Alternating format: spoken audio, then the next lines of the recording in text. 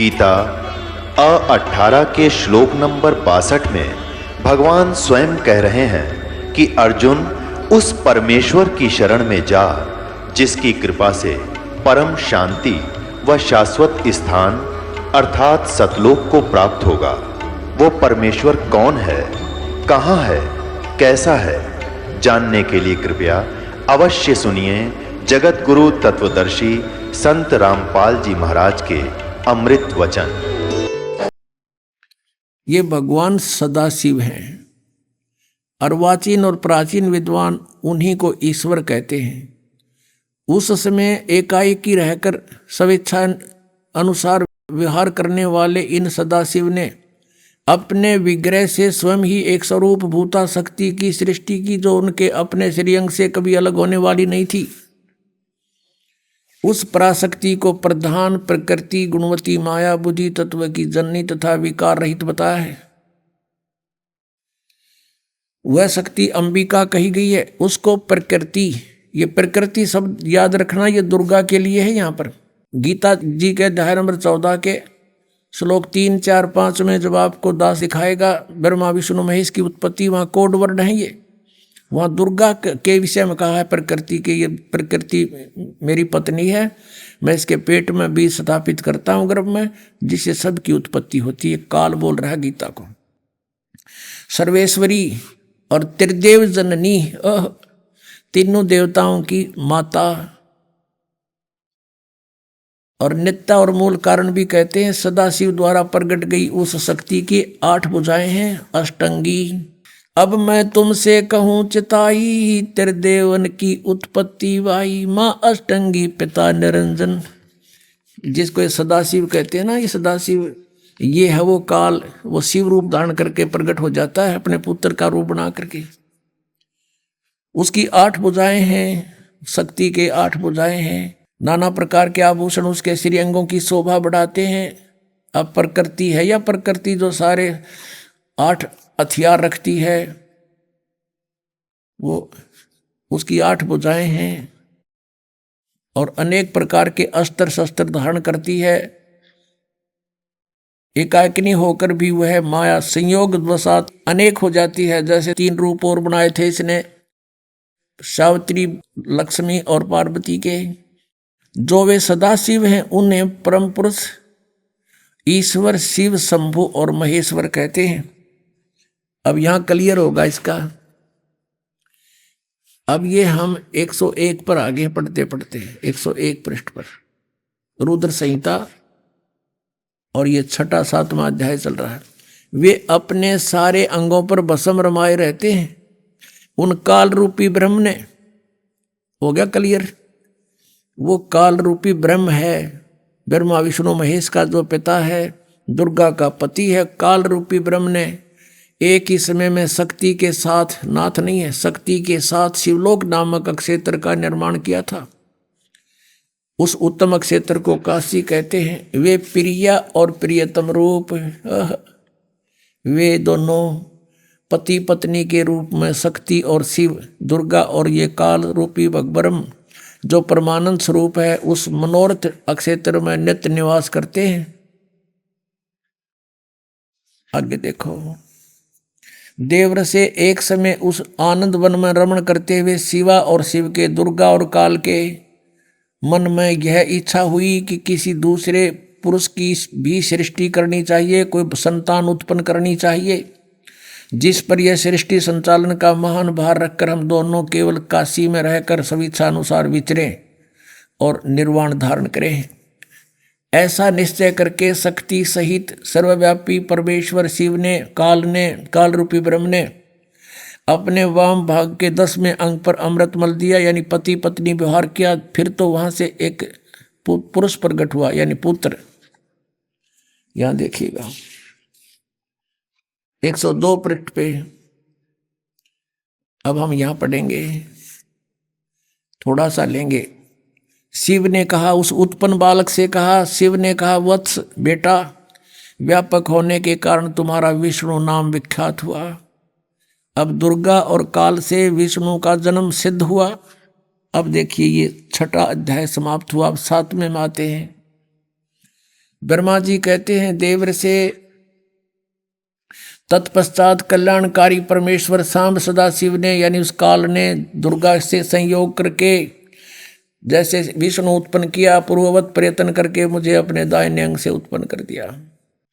अब पुण्यात्माओं, अब कोई शंका रही आपके कि कौन है इनका दादा, कौन है इन सब की सृष्टि, सबकी उत्पत्ति का जानकार?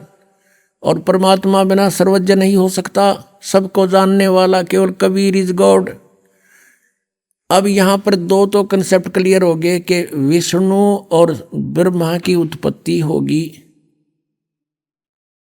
इस काल से और दुर्गा के संयोग से, ये इनके पुत्र। अब तीसरा रह गया शिव। अब यहाँ अनुवाद करता विचलित हो गया, मूल संस्कृत पाठ में सही लिखा है, अब इसने अनुवाद करता केवल हिंदी है इसमें, इसने यहाँ गड़बड़ी कर दी।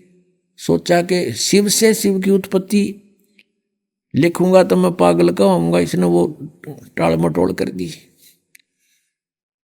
परमात्मा कहते हैं चोर चोरावे तुमबड़ी और गाड्डे पानी में, वो गाड्डे हुआ ऊपर आवे न सच्चाई छनी ना।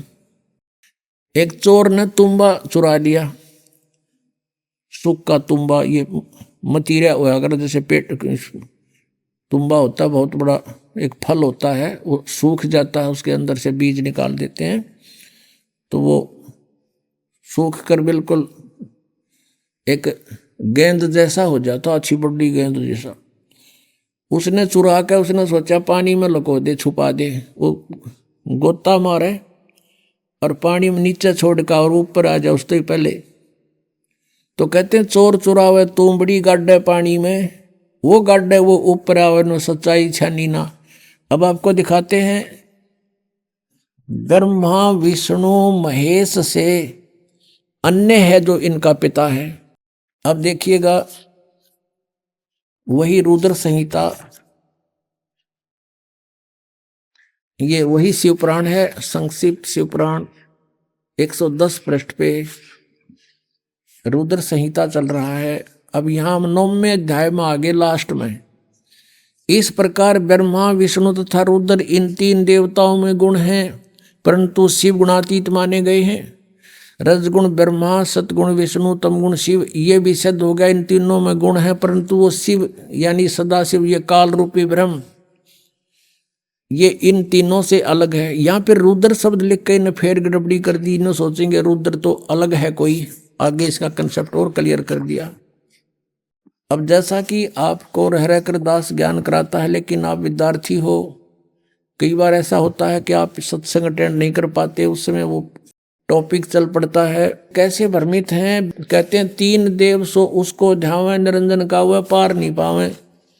ऋषि मुनियों ने परमात्मा प्राप्ति के लिए वेदों को पढ़ा, ओम नाम को पूर्ण परमात्मा का मान लिया, ब्रह्म को सुप्रीम गॉड मान लिया, हठ योग किया, ओम नाम का जाप किया, लेकिन कुछ भी हासिल ना हुआ। तो जैसे क्या हुआ, समाधि लगाते थे, मेडिटेशन करते थे, समाधिस्थ हो जाते थे।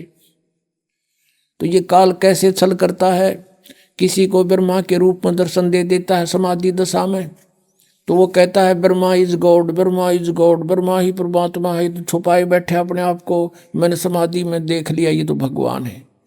अब इससे ब्रह्मा जी की प्रभुता होगी, ब्रह्मा जी के भी चौड़ी काख होगी कि मैं भगवान हूँ।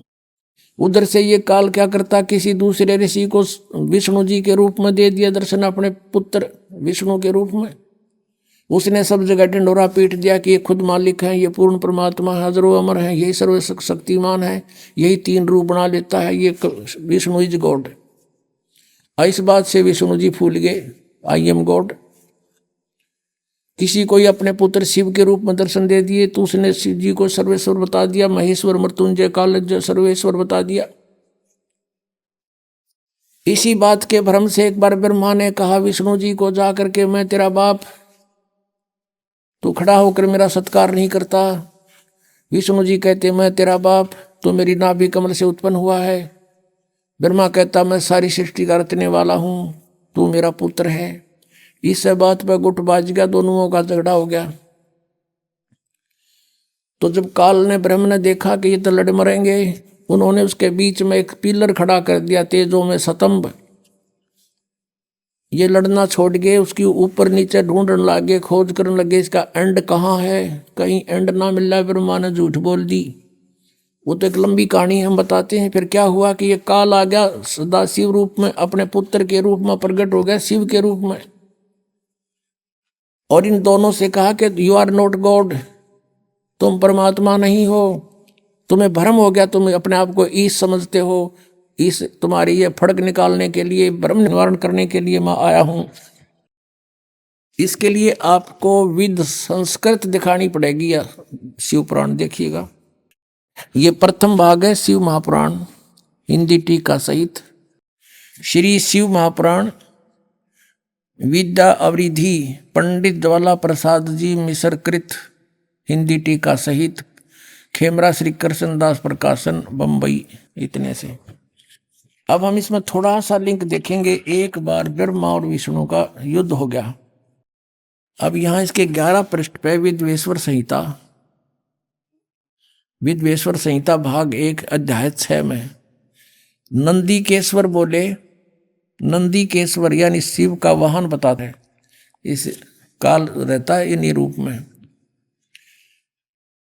हे योगेंद्र, आगे एक समय विष्णु भगवान शेष सैया पर अपने गरुड़ादि पार्षदों से संयुक्त लक्ष्मी सहित शयन करते थे, विश्राम कर रहे थे। उस समय ब्रह्म ज्ञानियों में श्रेष्ठ ब्रह्मा जी अपनी इच्छा से वहां आए और सब प्रकार सुंदर सेज पर शयन करते हुए कमल लोचन विष्णु जी से पूछने लगे,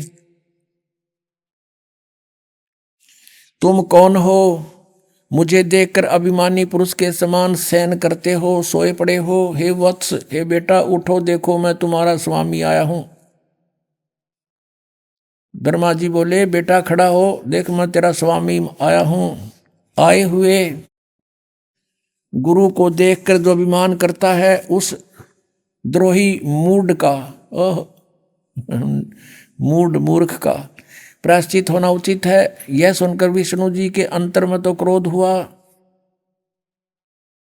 ऊपर अंदर तो छो उठा पर ऊपर ना दिखाया तुरंत बाहर, परंतु बाहर से शांत रहे और बोले, बेटा, बोले वत्स, तुम्हारा मंगल हो, बैठो इस आसन पर विराजो।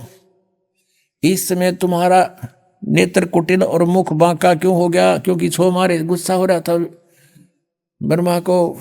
ब्रह्मा जी बोले, वत्स विष्णु, हे बेटा विष्णु, तुमको समय के प्रभाव से अभिमान है।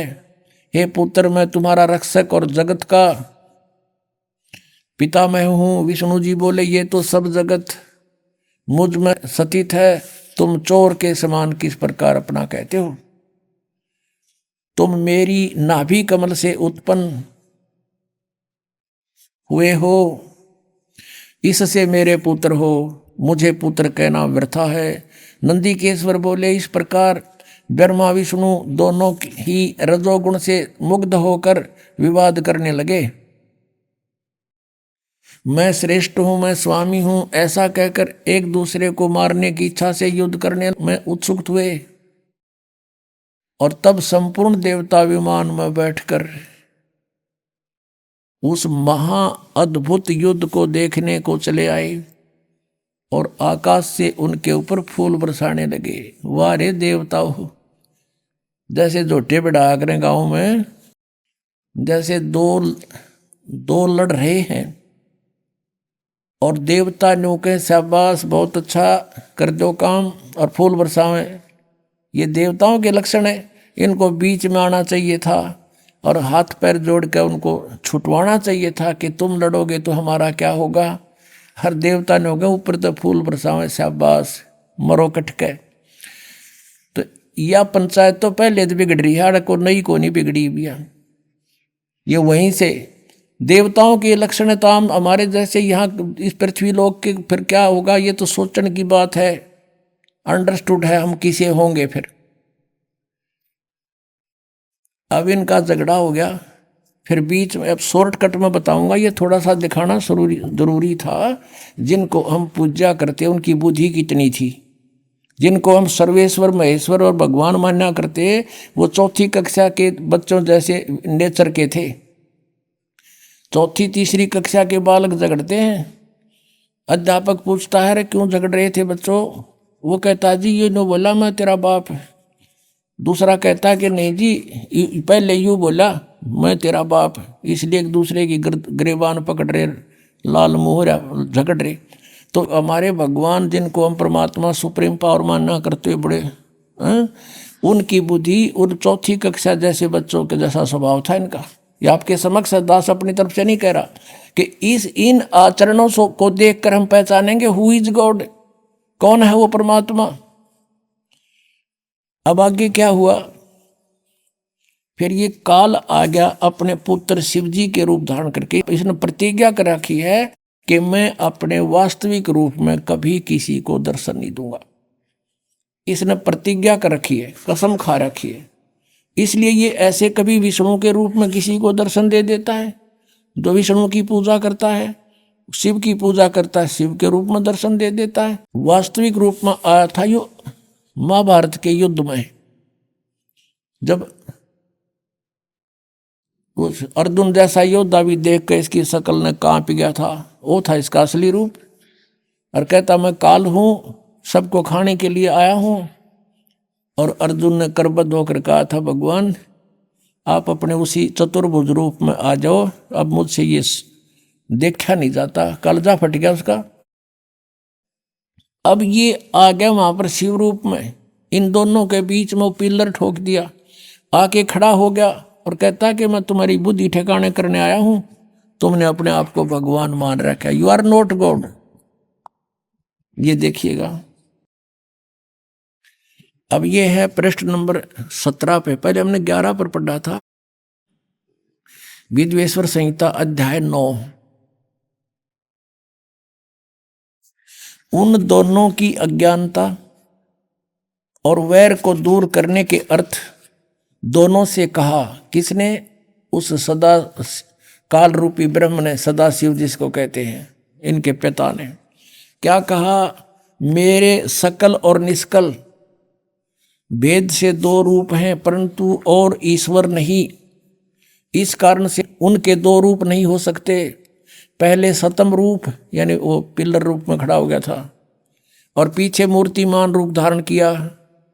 इसमें ब्रह्म निष्कल है और ईश्वर रूप सगुण है। यह मेरे दोनों रूप सिद्ध हैं, दूसरे किसी के नहीं। और देखो कमाल करते, नहीं हो सकते। इस कारण तुम दोनों को अथवा दूसरों को ईश्वरत्व की प्राप्ति नहीं हो सकती। तुमने जो अज्ञानता से अपने को ईश यानी भगवान मान लिया, ये बड़ा ही अद्भुत हुआ। उसको दूर करने को ही मैं रण स्थान में आया। तुमने जो अज्ञान से ब्रह्मा और विष्णु को कह रहे हैं, उनके पिता ये काल, अपने को ईश मान लिया।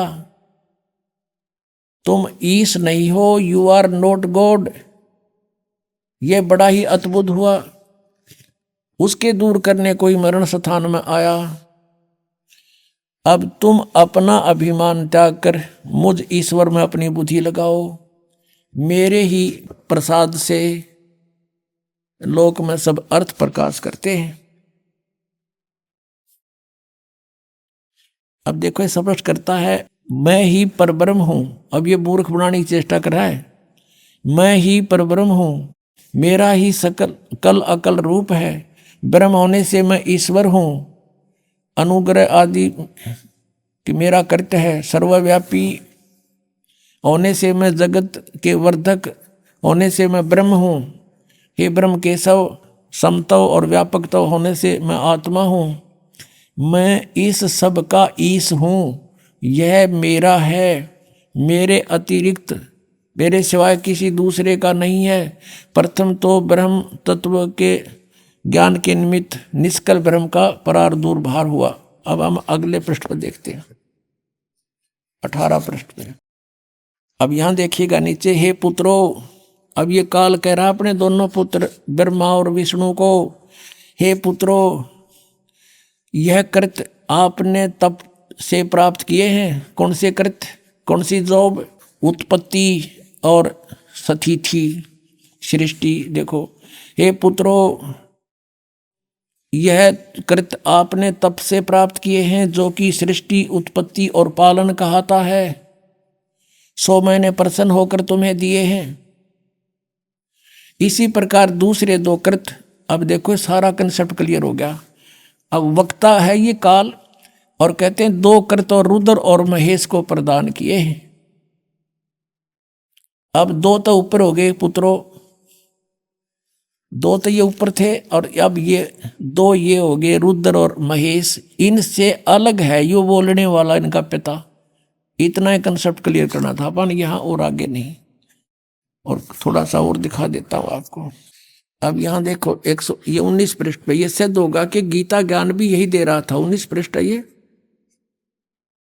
विधिवेश्वर संहिता ही चल रही है ये, अध्याय 10 में। अब यहाँ ये बता रहा है, हे सौम्य, मेरे ज्ञान से विमुख होने से तुम्हें अज्ञानता आ गई। मेरा ज्ञान होने से ऐसा नहीं होता, ज्ञान और रूप महेश के तुल्य हो जाता। इस कारण उस ज्ञान की सिद्धि के निमित्त ओंकार नामक मंत्र जप करो, यही अभिमान को दूर करने वाला है। सोई निज मंत्र उपदेश करते हैं, ये ओंकार मेरे मुख से उत्पन्न होने से मेरे ही रूप का बोधक है। यानी ओम मंत्र कहता मेरा है, महामंगल करने वाला है, यह वाचक है, मैं वाच्य हूँ। यह मंत्र मेरा आत्मा है, इसके स्मरण से मेरा स्मरण होता है। उत्तर की ओर के मुख से अकार, पश्चिम के मुख से उकार, दक्षिण के मुख से मकार, पूर्व के मुख से बिंदु और मध्य के मुख से नाद उत्पन्न हुआ है। इस प्रकार 5 प्रकार से निर्गत हुआ। यह सब एक होकर ओम ऐसा एक अक्षर हो जाता है। इससे सिद्ध हो गया कि ओम मंत्र का जाप इस ब्रह्म का है, ब्रह्मा विष्णु महेश के पिता का है, और यही एकाक्षर हो जाता है। और यह सब नाम रूपात्मक वेद भूत दोनों कुल अर्थात स्त्री पुरुष भेद से भौतिक शरीर वर्ग से 2 का भेद वाला है, वह इसी मंत्र से व्याप्त है और शिव शक्ति का बोधक है। इसी ओंकार से सब जगत का बोधक प्रणव उत्पन्न हुआ है। अक्षर आदि के क्रम से अर्थात आकार से, नकार से, उकार से, मकार से, सी से, बिंदु से, वा से प्रकट हुआ है। और इसी 5 अक्षर से 5 भेद से मात्र का आकार, अलंकार, ये सारा कुछ इनका सब का मूल कहते हैं ये ओम है। इन सब मंत्रों का ये ओम अक्षर है, और ओम एक अक्षर है। इसमें ओम नमः शिवाय कहीं पर भी मूल पाठ में नहीं है। इसमें यहाँ से शुरू होता है कि एकीभूत होकर के ये ओम इति एक अक्षर अभवत भवत, ये एक अक्षर हो जाता है, नथिंग एल्स। अब यहाँ जो ओम एक अक्षर है, गीता जी अध्याय नंबर 8 के, श्रीमद् भगवत गीता अध्याय नंबर 8 के श्लोक नंबर 13 में कहा कि ओम इति एकाक्षरम ब्रह्म व्यवहारन माम अनुसमरण ये प्रयाति तदंदेहम सयाति परमाम गतिम। माम ब्रह्म, मुझ ब्रह्म का केवल एक ओम मंत्र है। ओम एक अक्षर का ये ओम मंत्र है, एक अक्षर, नथिंग एल्स। और जो उच्चारण करके सिमरण करता हुआ यह प्रयाति तदंदेहम, जो शरीर त्यागते समय तक इसका सुमरण करता हुआ जाता है, सयाति परमाम गतिम, ओम से मिलने वाली परम गति उसको प्राप्त होती है। ओम से परम गति क्या होती है? ब्रह्मलोक प्राप्ति। 8वें अध्याय के 16वें श्लोक में कहा कि ब्रह्मलोक पर्यंत भी जन्म मृत्यु के अंदर है। अब हम अपने उस टॉपिक पर आते हैं कि इसलिए गीता जी अध्याय नंबर 18 के श्लोक नंबर 62 में गीता ज्ञानदाता कहता है कि तू सर्वभाव से उस परमेश्वर की शरण में जा, उसकी कृपा से तू परम शांति को, सनातन परम धाम को प्राप्त होगा। श्रीमद् भगवद गीता अध्याय नंबर 17 के श्लोक 23 में कहा कि ओम तत्सत इति निर्देश है ब्रह्मण त्रिविध समर्थ है। ब्रह्मण माने सच्चिदानंद घन ब्रह्म, परम अक्षर ब्रह्म, पूर्ण परमात्मा सतपुरुष का ओम तत्सत 3 मंत्र का जाप है, नथिंग एल्स। श्री गीता जी में और दूसरा मंत्र नहीं है ओम के अतिरिक्त। और ये 3 मंत्र का जाप गीता ज्ञानदाता कहता मैं नहीं जानता। 4 अध्याय के 34वें श्लोक में कहा कि उस तत्व ज्ञान के अंदर वो सब विस्तार से कहा गया है। जो चौथे अध्याय के 32वें श्लोक में बताया है कि सच्चिदानंद ब्रह्म की वाणी में वो बोला गया है, वो तत्व ज्ञान है। उस तत्व ज्ञान को तू तत्वदर्शी संतों के पास जाके समझ। इससे सिद्ध है गीता ज्ञानदाता भी इस मंत्र से परिचित नहीं है। तो कहने का भाव ये है कि गीता जी के अंदर न हरे राम हरे कृष्ण, न सीताराम राधे श्याम, राम राम राधे श्याम सीताराम, और न ही ये ओम नमः शिवाय, और न ही ओम भगवते वासुदेव नमः। तो ये सारे मनमाना आचरण है ये मंत्र। गीता जी अध्याय नंबर 16 के श्लोक नंबर 23 में कहा है कि शास्त्र विधि को त्याग कर जो मनमाना आचरण करते हैं उनको कोई लाभ नहीं होना, ना उनको सुख हो, ना उनकी गति हो, ना उनको कोई सिद्धि प्राप्त हो, यूजलेस।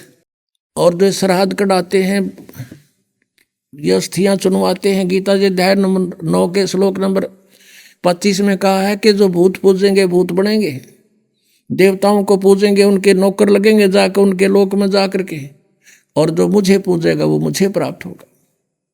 तो वो भी कंसेप्ट क्लियर कर रखा है कि ये साधना नहीं करनी चाहिए। तो गीता जी जो है ये हमारा एक सदग्रंथों में से एक भक्ति का सदग्रंथ है। अब प्रसंग चल रहा था कि ब्रह्मा विष्णु महेश के माता पिता कौन है। कंसेप्ट क्लियर हो गया। दुर्गा इनकी माता है, यो काल रूपी ब्रह्म ये इनका पिता है। दुर्गा को प्रकृति भी कहते हैं, और रजगुण ब्रह्मा, सतगुण विष्णु, तमगुण शिव जी है। ये भी आपको दिखाते हैं। फिर श्रीमद् भगवत गीता में आपको दिखाएंगे ब्रह्मा विष्णु महेश की उत्पत्ति दुर्गा और काल से। ये देखिएगा, ये है श्रीमद् देवी भागवत यानी देवी पुराण, शक्ति पुराण, हिंदी टीका सहित भाग 1। ये कहाँ से छपा है? अथ देवी भागवतम सभाष्टीकम समात्यम, खेमरा श्री कृष्ण दास प्रकाशन, बंबई 4 का। अब हम यहां आते हैं। अथ श्रीमद् देवी भागवते भाषा टीका युक्ते तृतीय स्कंद प्रारंभते। अब तीसरा स्कंद हम देख रहे हैं इसका। प्रश्न नंबर इसके भी 11 पर। पहले हमने शिवपुराण देखा था, इसके 11 पे।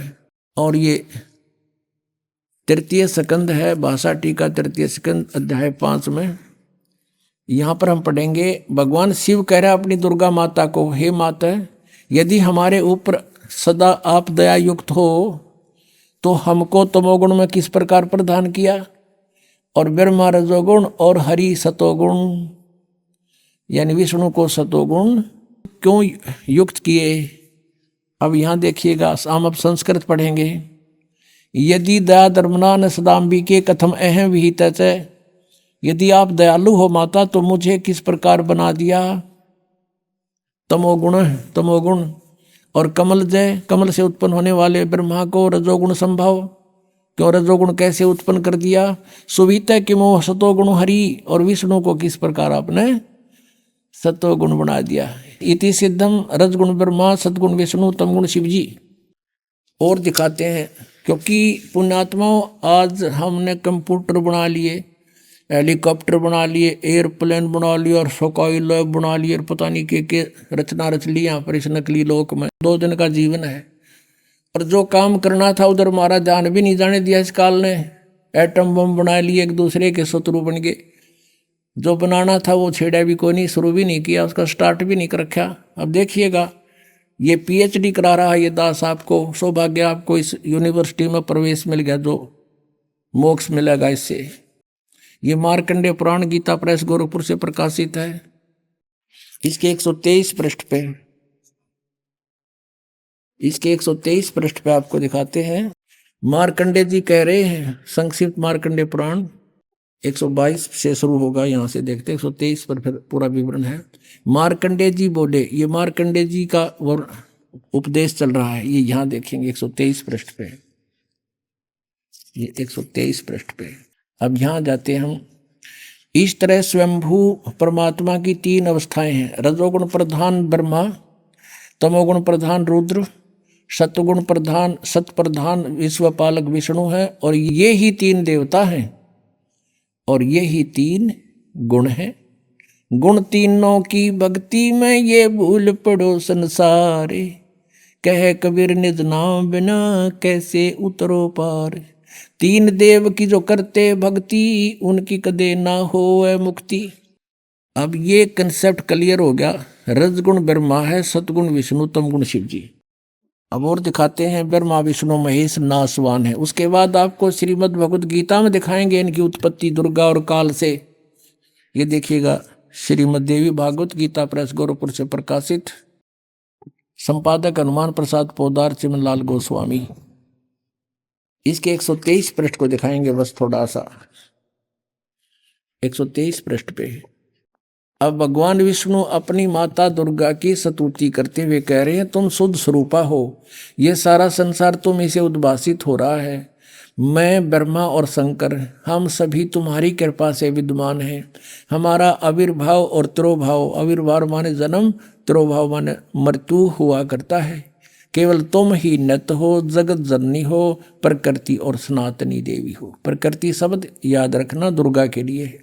भगवान शंकर बोले, देवी यदि माँ भाग विष्णु तुम ही से प्रकट हुए हैं, उस तो उनके बाद उत्पन्न होने वाले ब्रह्मा भी तुम्हारे ही बालक हुए। फिर मैं तमोगुणी लीला करने वाला शंकर क्या तुम्हारी संतान नहीं हुआ? अर्थात मुझे भी उत्पन्न करने वाली तुम ही हो। शिवे, संपूर्ण संसार की सृष्टि करने में तुम बड़ी चतुर हो। कंसेप्ट क्लियर हुआ? इस संसार की सृष्टि, स्थिति और संहार में तुम्हारे गुण सदा समर्थ हैं। उन्हीं तीनों गुण से उत्पन्न हम ब्रह्मा विष्णु एवं शंकर नियमानुसार कार्य में तत्पर रहते। हम तो केवल आप वर्क डन दे सकते हैं, किसी का कोई परिवर्तन नहीं कर सकते। अब इससे 4 कंसेप्ट क्लियर हो गए। इस पवित्र पुराण, देवी पुराण के इन चंद लाइनों में 4 कंसेप्ट क्लियर हो गए। एक तो ये हो गया कि ब्रह्मा विष्णु महेश नासवान है, इनकी जन्म मृत्यु होती है। दूसरा ये हो गया कि इनकी माता दुर्गा है। और तीसरा ये हो गया रजगुण ब्रह्मा, सतगुण विष्णु, तमगुण शिव जी।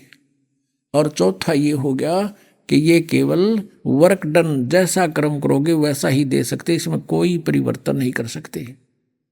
और पांचवा ये भी हो गया कि दुर्गा को प्रकृति भी कहते हैं। अब देखिएगा, पवित्र श्रीमद् भगवत गीता, गीता प्रेस गोरखपुर से प्रकाशित है। जय दयाल गोविंद का इसके अनुवादक है। अब 14वें अध्याय के 3 श्लोक ये कंसेप्ट क्लियर कर देंगे। कोड वर्ड है, चारों वेदों का संक्षिप्त वर्णन है, ये बहुत ही शॉर्ट में। अब देखना यहां से, ये है चतुर्दशो अध्याय, 14वां अध्याय, अध्याय 14 और श्रीमद् भगवत गीता। यहां देखना अब तीसरे श्लोक से, हे अर्जुन, मेरी महत ब्रह्म रूप मूल प्रकृति, वैसे ही इन्होंने यहां अनुवाद गलत कर रखा है, वैसे इसी से देखेंगे। प्रकृति सर्वभूतों की, सभी प्राणियों की योनि अर्थात गर्भाधान स्थान है, और मैं उस योनि में चेतन समुदाय गर्भ को स्थापन करता हूं। ततः माने उसके संयोग से, ततः माने उससे सब भूतों की, प्राणियों की उत्पत्ति होती है। और चौथे में, हे अर्जुन, नाना प्रकार की सब योनियों में जितनी मूर्तियां अर्थात शरीरधारी प्राणी उत्पन्न होते हैं, दुर्गा प्रकृति तो उनकी गर्भ धारण करने वाली माता है, और मैं बीज स्थापन करने वाला पिता हूं। यो काल बोल रहा है। और 5वें में स्पष्ट कर दिया है, हे अर्जुन, सतगुण रजगुण तमगुण ये प्रकृति से उत्पन्न, दुर्गा से उत्पन्न तीनों गुण, रजगुण ब्रह्मा, सतगुण विष्णु, तमगुण शिव जी, प्रकृति से उत्पन्न ये तीनों गुण अविनाशी जीवात्मा को शरीर में बांधते हैं। अब काल ने पल्ला झाड़ दिया कि ब्रह्मा विष्णु महेश इन जीवात्मा को कर्मानुसार यहाँ बांधे बैठे हैं। अपने आत्मा ये है, इसको कहते हैं तत्व ज्ञान, और उसको सतगुरु कहते हैं जो सदग्रंथों को अच्छी तरह समझा और समझा दे। और पुण्यात्माओं, सौभाग्य आपका, आप बहुत पहले आ गए इस मालिक के चरणों में। ये पुण्यात्मा जो टोल झुंड के जो नकलियां के फंसे पड़े हैं, उनको जो भी सच्चाई का पता लगेगा, रोएंगे बैठ के कर्माने। अब देख कैसा जुल्म किया इन्होंने हमारे साथ, हम बर्बाद कर डाले इन नालायका ने, अपना कर्म बिगाड़ा और हम काल के जाल में फंसा दिए। पुण्यात्माओं, यहाँ पैर टेकने जगह नहीं रहेगी, वो दिन दूर नहीं है। आज कोई पागल नहीं है। जब हम अपने स्वार्थ के लिए सब कुछ कर सकते हैं तो क्या परमात्मा पाने के लिए उन नकलियों को नहीं छोड़ देंगे? जिस दिन उनको ज्ञान हो जाएगा, एक भी ढूंढा नहीं पाओगे उनके पास। वो एकले बैठे पाओगे, क्या उनके प्रीचर पाओगे उड़े बैठे, बाकी सब आ गए होंगे यहाँ पर। एक गांव में एक अंधा था, अंधा, वो बाहर से आता था और वहाँ क्या करता था, वो भजन सुनाया करता, रागनी रुगनी गाता था, इंटरटेनमेंट कराता था। उसके बदले में उसने कुछ पैसे दान हो जाते थे, वो हफ्ते 10 दिन में आगे डा करता उड़े। तो उनको क्या हुआ, एक बार उन व्यक्तियों ने सोचा भाई यो तो 10वें दिन आले है और ये सिर में दर्द करे। तो उन्होंने कहा कि सूरदास, आज तो बहुत घने व्यक्ति आवेंगे और तेरे बाहर व्यवस्था करनी पड़ेगी। अच्छा भाई, बाहर कर देता है। वो बाहर बनी में जंगल में ले जाकर उड़ा खड़ा कर दिया। वो अगले सूरदास, इब तू आप सुना दे 4 बोल और देख जनता बहुत आगी है, और तो बोलने जाइए, डटिए ना, नहीं तो बीच में उठ जाएंगे। और देख कति सन्नाटा छा रहा है ना, बहुत इंटरेस्टेड है तेरी बात सुन। उसने उड़ा खड़ा करके, वो 5-4 थे वो चले गए, वो एक लाए बांडे खड़ा। तो वहाँ एक रास्ते चलता व्यक्ति आ गया। वो कहने लगा, अरे गाने वाले रुकना जरा। वो कुछ देर तक बोला नहीं, गाता रहा। फिर बोला, अरे भले आदमी, तने मैं पाया रास्ता बताने, ये कितने बैठे इनसे पूछ ले। ने बोला, तेरा फूफा बैठा है, एकला बांडा खड़ा। तो इन गेला वाह बनेगी एक दिन इन सारे संतां के लिए, सारे बाजाओंगे यहाँ पर। अपना आत्माओं, परमात्मा ने आपके ऊपर रहम किया है। ये अब ये कंसेप्ट क्लियर हो गया कि पूर्ण परमात्मा कबीर परमेश्वर है, जो सारी सृष्टि के रचना को स्वयं ही ठीक बताता है। और जिस परमेश्वर ने 600 वर्ष पहले जो अपनी अमृतवाणी में ज्ञान लिखा था, आज हमारे पवित्र सदग्रंथों ने उसको सेकंड कर दिया, समर्थन दिया कि सचमुच ऐसा ही है। तो भाई कौन है भगवान? अब ये आपकी आत्मा मान जाएगी इस बात ने, क्योंकि दास ये चाहता है कि हम अपने भगवान ने पहचान दें, और उसको पहचानने के बाद फिर हम आप पर चिपक जाएंगे, इस तरह की तो दिखाई नहीं देगा इसके अतिरिक्त हमें कोई। परमेश्वर ने स्वयं आकर कहा है, बंदी छोड़ दयाल जी, तुम तक हमारी दौड़े, जैसे काग जहाज का अब सूझत और न ठोरे।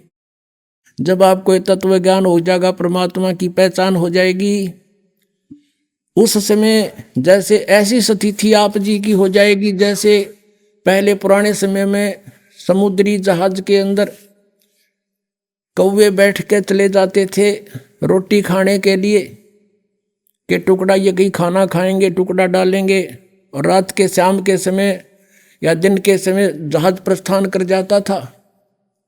जब रात्रि हो जाती थी, सुबह सूर्य उदय होता था, तब तक 200-300 किलोमीटर जहाज चला जाता था।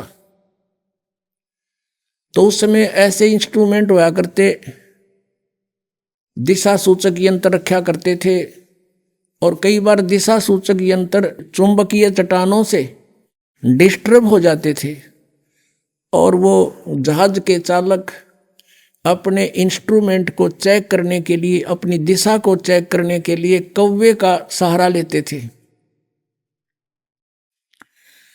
कौवे में एक विशेष गुण दिया है परमात्मा ने कि वो जिस दिशा से चलता है उस दिशा को भूलता नहीं। तो क्या करते थे वो चालक, सुबह कौवे के डले मार दिया करते, उसने विवश कर देते जहाज से उड़ने के लिए। तो कौवा अपनी उसी दिशा को उड़ता है कि मैं अपने घर को लौटूं, तो उसी दिशा को उड़कर चल पड़ता है। वो कुछ देर तो उड़ता जाता है, लेकिन उसको कहीं भी बैठने का स्थान आसपास नजर नहीं आता है। अंत में वो सब जगह देखता है कि जहां भी बैठूंगा वहीं डूब मरूंगा, तो वापस आकर के उसने उस जहाज पर ही शरण लेनी पड़ती है। वहीं वो एक बचाव का एकमात्र स्थान उसके लिए है, वो वहीं आकर बैठता है। उधर से जहाज वाले अपना दिशा सूचक अपनी दिशा को चेक कर लेते हैं, कौवा इस दिशा में गया है, हम इस दिशा से आए थे, तो अब हम ठीक चल रहे हैं या नहीं। तो कहने का भाव ये है पुण्यात्माओं, आप जी को परमात्मा के सामर्थ्य का जो पता चलेगा, कबीर इज गॉड, आपकी स्थिति ऐसी हो जाएगी जैसे काग जहाज का अब सूझे और नठोर, सब जहां भी बैठे वहीं डूब कर मरे। यानी और संत नहीं और भगवान नहीं और कहीं पर भी ये ज्ञान नहीं, तो फिर आपकी ये स्थिति हो जाएगी कि और कितने ठिकाना नहीं।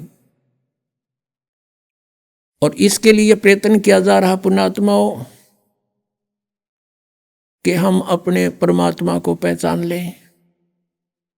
परमेश्वर कहते हैं, मैं रोवत हूं सृष्टि को, ये सृष्टि रोवे मोहे, और कह कबीर हमारे वियोग को और समझ नहीं सकता कोई, ये तो मुझे खोज रहे हैं भगवान सर्वशक्तिमान सुखदायक सब दुखों का दूर करने वाला। और मैं कहता हूं मैं भगवान हूं, लेकिन ये मुझे पहचानते नहीं, नो के नहीं कबीर किसने भगवान बना दिया। और जिन तुम भगवान मानो थे वो कहां से प्रमाणित थे? हम कहते थे पुराणों में ऐसा लिखा है, आप पुराणों ने बता दिया इनकी स्थिति के व्यों थे इन भगवानों का, तो अब आपके परमात्मा पहचाना होगा। पुण्यात्माओं, अब ये जो समय आपको मिला है भगवान की भक्ति और ये ज्ञान सुनने का, अब देखो परमात्मा ने आपके लिए कितनी सुविधा प्राप्त करवाई है हम दासों से। तुम कितने कृपा पात्र हो उस परम पिता कबीर भगवान की, कितनी प्यारी आत्मा हो तुम, उन श्रेष्ठ आत्माओं में से हो जिनको वो खोजता फिर रहा है।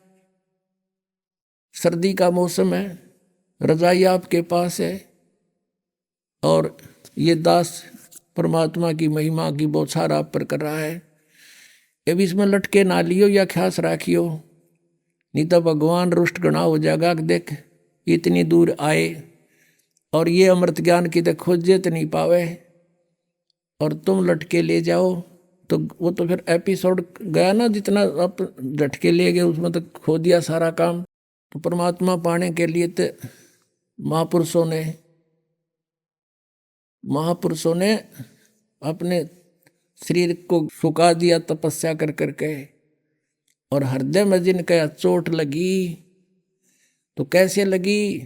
लागी का मार्ग और है लगे चोट काल जा करके, लागी का मार्ग और है लगे चोट काल जा करके, लगे चोट काल जा करके, लगे चोट काल जा करके, लागी का मार्ग और है लगे चोट कले जा करके, लगे चोट काल जा करके, लागी का मार्ग।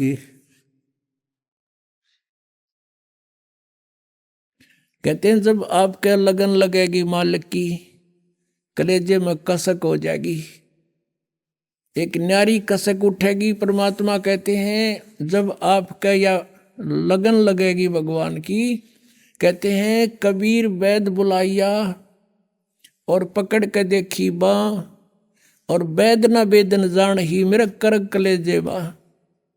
घर वाला ने सोचा कि तो बहुत बीमार सा हो गया, उदास सा रहता है, कोई भयंकर रोग हो गया इसके। वैद बुलाया, नाड़ी पकड़ के देखी, वैद्य ने बोला नाड़ी ठीक है, अस्वस्थ नहीं है ये, और फिर भी यू कैसे ऐसे खोया खोया क्यों रहता है? परमात्मा कहते हैं कबीर वैद्य बुलाइया पकड़ के देखी बाँ, और वैद्य न वेदन जान ही मेरा करक ले जेवा। बन बीच भरतरी भूप ने एक मारा ताणे निशाना बन बीच भरतरी। भूप ने एक मारा ताणे निशाना। कोई घड़ी सदी थी आवन की साधु का हो गया आना। कोई घड़ी सदी थी आवन की साधु का हो गया आना। कोई मुआ मृग जवा दियो न तार धरो न बाणा। कोई मुआ मृग जवा दियो न तार धरो न बाणा। वो जिंदा कर दिया डोर था शिष बण्या परीक्षा करके। शिष बण्या परीक्षा करके। शिष बण्या परीक्षा करके लागी का मार्ग। और है लग चोट काल जा करके। लग चोट काल जा करके। लग चोट काल जा करके।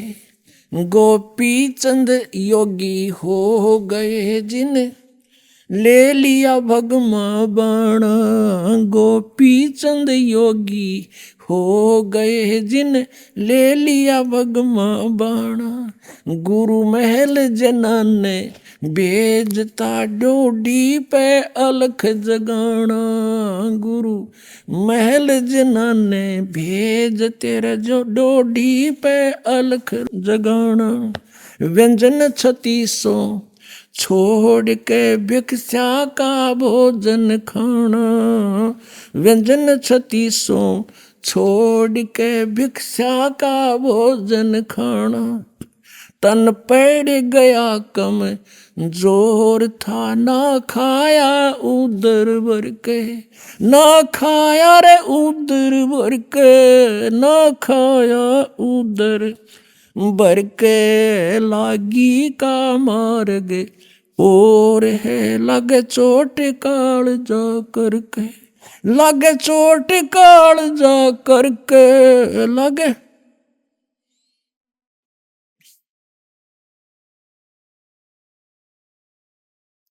लग चोट काल जा करके। बाजीद कहे उठाओ ऊंट को लोग कहें ये मुआ। बाजीद कहे उठाओ ऊंट को लोग कहें ये मुआ। रही उठन आड़ी चीज नहीं गया ओडे सलानी सुआ। रही उठन वाली चीज नहीं गया ओडे सलानी सुआ। कुछ नक्सक बिगड़या है नहीं बाजीदा अचरज हुआ।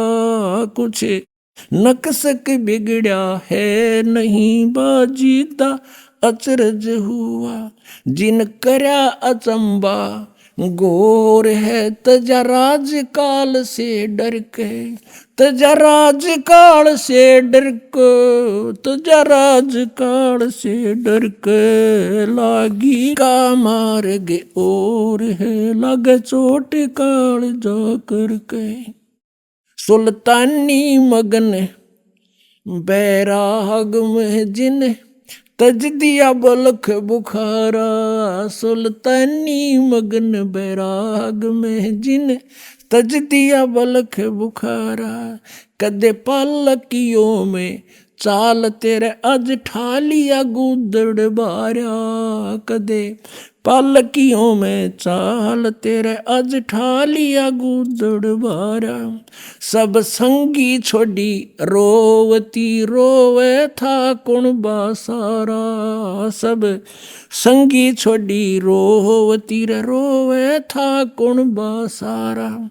शोर मचारण वास में ना देखा पीछा फिर के। ना देखा पीछा फिर के। ना देखा रे पीछा लागी का मार्ग। और है लग चोट काल जा करके लागी का।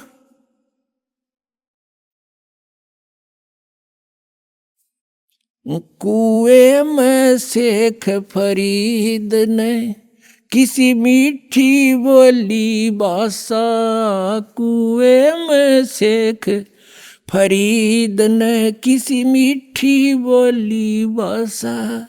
तुम चुन चुन कागा खाली और मेरे हाडों पर का मासा, तुम चुन चुन कागा खाली और मेरे हाडों पर का मासा।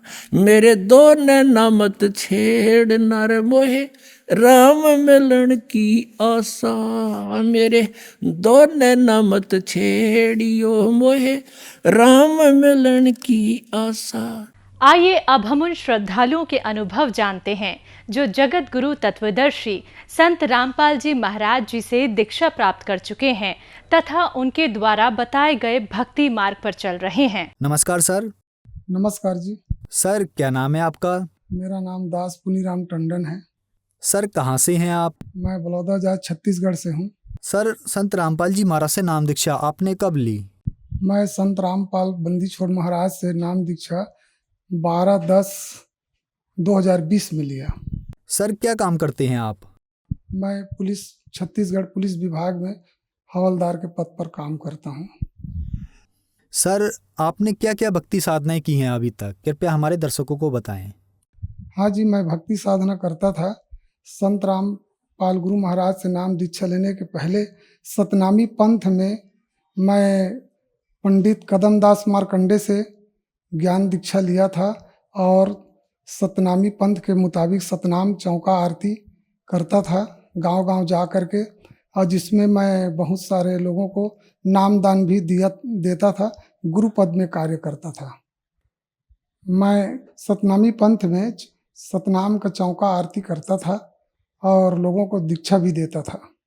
एक दिन मैं यूट्यूब चैनल में संत रामपाल गुरु महाराज का प्रवचन सुना।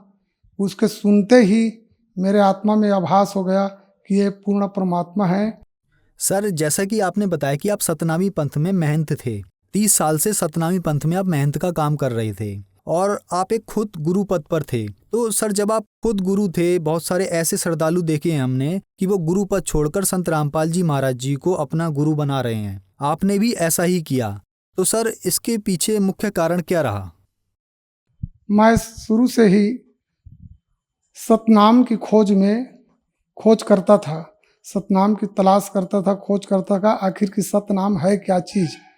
मैं सतनामी पंथ के मुताबिक गुरु घासीदास बाबा का अनुयायी था, उसका नाम पान ले रखा था, उनका नाम पान लेता था, उन्हीं का पूजा पाठ करता था। लेकिन मुझे सतनाम के बारे में कोई जानकारी नहीं प्राप्त हुआ। समाज के गुरुओं को, समाज के महंतों को सबसे जानकारी लिया कि आखिर सतनाम क्या है, तो हर कोई यही बता देते थे कि सतनाम सतपुरुष एक ही है और बाकी निराकार है। लेकिन मैं भी इसी में संतुष्ट हो गया था कि फिर लेकिन मेरे आत्मा से मैं ये तलाश करता था कि सतनाम जब नाम आया है तो कहीं ना कहीं सतनाम तो कुछ होगा। इसकी तलाश में एक दिन मैं यूट्यूब में चैनल में देखा, तब मैं संत रामपाल गुरु महाराज का प्रवचन सुना तो मुझे ऐसा आभास लगा कि यह स्वयं परमात्मा है। ये परमात्मा के अलावा इस प्रवचन को कोई नहीं कह सकता, इस बात को कोई नहीं बता सकता। ये स्वयं परमात्मा के अलावा दूसरा नहीं कह सकता, क्योंकि परमात्मा ही अपने घर का बात परमात्मा ही बताएगा। उसी दिन से मैं रामपाल गुरु महाराज के शरण में अपने मन वचन कर्म से समर्पित हुआ और मैं अपने बच्चों को भी गुरु महाराज के शरण में लेकर के नामदान दीक्षा दिलवाया और मैं स्वयं नामदान लिया। और मैं अपने शिष्यों को भी कहा कि भाई आप लोग जिस भगवान की तलाश करते हो, जिसकी पूजा करते हो, वो परमात्मा मनुष्य के रूप में इस धरती पर विद्यमान है। आप उनसे नाम दीक्षा लो और नाम दीक्षा ले करके अपने कल्याण कराओ। ऐसा करके इस सब शिष्यों को बोला। उसमें से कुछ शिष्य आकर के नामदान भी लिए हैं और कुछ आ रहे हैं कुछ लेने के लिए। संत रामपाल गुरु महाराज से नाम दीक्षा लेने के लिए आ भी रहे हैं और कुछ लिए भी हैं। मेरे शिष्यों को मैं बताया कि आज तक इस धरती में जो भी नाम पान आया है ये नकली है। ये नकली गुरु नकली महंत, नकली संत हैं और उसी के अंतर्गत मैं भी हूँ। मेरा भी ज्ञान कोई पूर्ण ज्ञान नहीं है, लेकिन संत रामपाल गुरु महाराज स्वयं परमात्मा के रूप में नाम दे रहे हैं, वो मोक्ष मुक्ति के लिए ही नाम है, मोक्ष मुक्ति का नाम है। आप सब नाम दान लो और अपना कल्याण कराओ, ऐसे मैंने सबको आगाह किया हूँ। सर, अभी कुछ समय पहले से ऐसा देखा जा रहा है कि बहुत सारे गुरु महंत, जिसमें आप भी एक हैं, अपना गुरु पद छोड़कर संत रामपाल जी महाराज को आपने अपना गुरु बनाया, गुरु माना, आज उनके शिष्य हैं। तो सर, ऐसा संभव हो रहा है कि आप लोग गुरु पद छोड़कर संत रामपाल जी महाराज जी के शरण में आ रहे हैं? ऐसा क्या है संत रामपाल जी महाराज जी के पास, और संत रामपाल जी महाराज जी को ही आपने अपना गुरु क्यों बनाया? संत रामपाल जी महाराज पूर्ण ब्रह्म के अवतार हैं, पूर्ण परमात्मा है, और उसको जो ज्ञानी होगा, जो हकीकत में सतनाम धर्म को मानता है, सत्य ज्ञान को समझता है, जानता है, वो अवश्य करके पहचानेगा कि वो परमात्मा है कह करके। और जिसने नहीं पहचाना या पहचाने कोशिश नहीं किए हैं, वो सब नकली, ढोंगी, कपटी ये गुरु बने और पद प्रतिष्ठा के लालच में बन करके बैठे हैं। उनके समझ में बात नहीं आ रहा है, लेकिन एक दिन उनके भी समझ में आएगा कि पूर्ण संत रामपाल गुरु महाराज हैं जो मुक्ति के नाम देते हैं। सर, संत रामपाल जी महाराज कबीर साहब जी को सृष्टि का रचनहार, कुल का मालिक बताते हैं। अगर कबीर साहब ही पूर्ण परमात्मा हैं, तो श्री राम जी, श्री कृष्ण जी और श्री दुर्गा माता जी ये कौन है फिर? कबीर साहब पूर्ण परमात्मा है। संत रामपाल गुरु महाराज ने बाइबिल से, कुरान से, गीता भागवत से सिद्ध करके बताए हैं कि कबीर परमात्मा ही पूर्ण परमात्मा है, कबीर साहब भी पूर्ण परमात्मा है। लेकिन ये राम कृष्ण जो भगवान हैं, ये भी अपने अपने स्तर के एक भगवान ये भी हैं, लेकिन जो लाभ कबीर परमात्मा दे सकते हैं वो लाभ इनके पास नहीं है। सर, जैसा कि आपने बताया कि आप सतनामी पंथ, संत घासीदास जी महाराज का जो पंथ चल रहा है, उसमें आप महंत थे। आपने महंत का काम 30 साल तक किया, आपने शिष्य भी बनाए। आज आप संत रामपाल जी महाराज जी की शरण में हैं। तो जो श्रद्धालु आज आपको देख रहे हैं, खास करके वो शिष्य जो आपने महंत पद पर, गुरु पद पर रहते हुए बनाए थे, तो अगर वो शिष्य आपको देख रहे हैं, उनके लिए आप क्या कहना चाहेंगे? मैं उनके लिए ये कहना चाहता हूँ, मेरे शिष्यों के लिए, कि संसारिक लोक अपवाद की भय को त्याग दें। ये जगत की जो कुरीतियाँ हैं इनको छोड़ दें, और छोड़ करके यदि उनको मुक्ति पाना है, मोक्ष पाना है, तो बिना संकोच रामपाल गुरु महाराज के शरण में आएँ और उनसे नाम दान ले करके अपने जीवन सफल बनावे। मैं संत रामपाल गुरु महाराज से का जो ज्ञान सुना, तो अपने मुक्ति मोक्ष के लिए मैंने उस परमात्मा के शरण में आकर के नाम दान लिया और अपना कल्याण करवाया।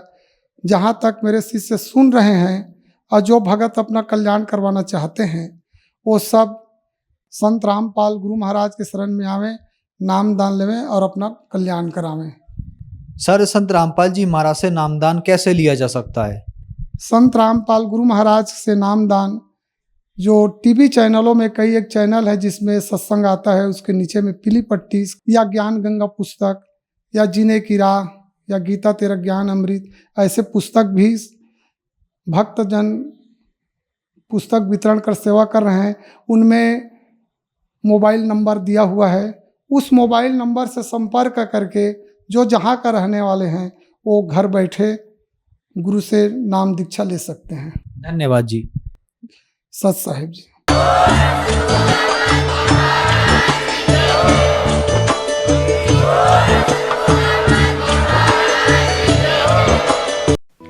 आप सुन रहे थे जगत गुरु तत्वदर्शी संत रामपाल जी महाराज के मंगल प्रवचन। अधिक जानकारी के लिए संपर्क करें